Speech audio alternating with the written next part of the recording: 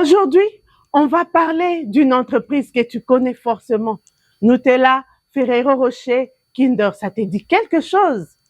Derrière ces produits, il y a une seule entreprise, Ferrero. Mais attention, Ferrero n'est pas né riche, ni puissant. Ferrero est né dans une pénurie. C'est exactement pour ça que son histoire est une énorme source d'inspiration pour nous les Africains. Reste bien jusqu'à la fin parce que cette histoire prouve à tout le monde une chose essentielle. On peut partir de presque rien et on construit quelque chose d'immense. Dis-moi dans les commentaires le produit Ferrero que tu préfères, Nutella, Kinder ou Ferrero Rocher.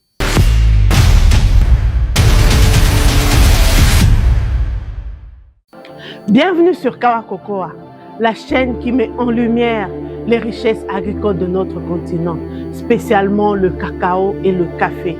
Je suis Solange, l'agriculture coule dans mes veines.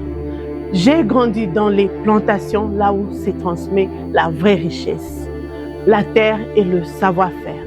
Ensemble, on va cultiver la terre, maîtriser l'argent et célébrer l'Afrique qui gagne. Ferrero naît en Italie, juste après la Seconde Guerre mondiale. À ce moment, le pays est pauvre, le cacao est rare, le chocolat est le luxe. Un pâtissier nommé Pietro Ferrero fait face à un problème. Comment continuer à faire du chocolat sans cacao? Il observe ce qu'il a autour de lui, des noisettes abondantes et peu chères. Il a une idée qui lui vient en tête. Mélanger un peu de cacao avec beaucoup de noisettes. C'est ainsi qu'il a créé une pâte appelée actuellement le Nutella. Première leçon pour l'Afrique. Les grandes idées naissent souvent dans la pénurie.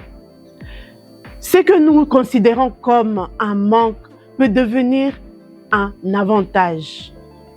Réfléchissons ensemble. Dans ton pays, quel ingrédient local pourrait être combiné avec le cacao ou le café pour lui donner un goût spécial? Dis-le-moi dans les commentaires pour qu'on l'analyse ensemble. Ferrero Rocher comprend très tôt une chose. Le succès n'est pas seulement dans le produit, mais dans l'usage. Nutella n'est pas présenté comme un chocolat. C'est une pâte à tartiner, un aliment du matin, une solution pour les familles, un produit pratique, un rituel quotidien. Ferrero ne dit pas achetez du chocolat. Il dit faites plaisir à votre famille. Deuxième leçon pour l'Afrique.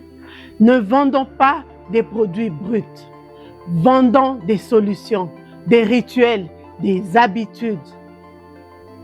Exemple africain possible, pâte cacao plus arachide, cacao plus mil, cacao plus banane, café plus épices locales. Développons les idées ensemble. Ferrero a une obsession, la famille. Kinder égale pour enfants, Nutella pour le petit déjeuner en famille, Ferrero Rocher pour offrir pour les moments spéciaux. Chaque produit a une cible claire, une émotion précise, une occasion de consommation. Selon toi, quel moment de la journée pourrait être valorisé avec le cacao ou le café africain? Leçon numéro 3 pour l'Afrique. Créer des produits pour les moments bien ciblés. Des produits pour le matin, pour les fêtes, les cérémonies, les moments de repos, les cadeaux, bref, développons l'imagination. Pas seulement des produits pour vendre, mais pour s'insérer dans la vie des gens. Ferrero fait quelque chose de fondamental. Ils transforment eux-mêmes, ils contrôlent leurs recettes, le packaging, la distribution, la marque. Ils ne vendent pas de cacao brut, ils vendent un produit fini à forte valeur. Quatrième leçon pour l'Afrique. Tant que nous exportons la matière première, nous laissons la valeur aux autres. La transformation locale, même petite, est le premier pas vers la puissance économique. Ferrero est connu pour ses recettes secrètes, son contrôle strict de la qualité, sa discrétion, peu de communication publique. Il ne copie pas les autres, il protège leur savoir-faire. 5e leçon pour l'Afrique. Protéger nos recettes, valoriser nos savoir-faire, ne pas tout dévoiler trop tôt. Comment les Africains peuvent s'inspirer concrètement de Ferrero?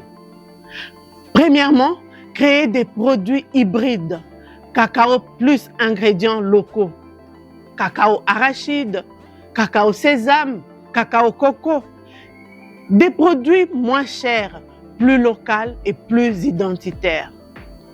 Deuxième exemple, créer des produits familiaux africains comme la pâte à tartiner locale, boissons cacao nutritives locales, les snacks cacao pour les enfants et autres.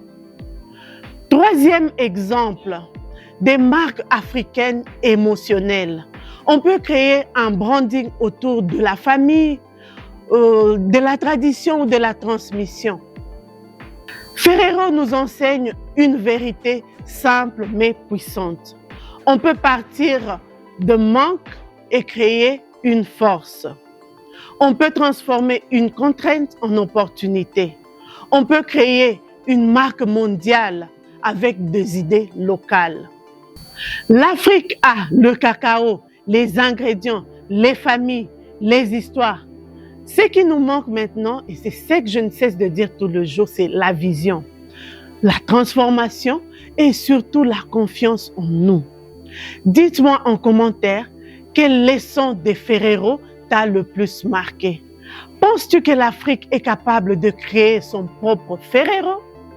Merci d'être là. Merci de construire avec moi Kawakokoa. Et rappelle-toi, on ne consomme pas seulement, on crée l'avenir.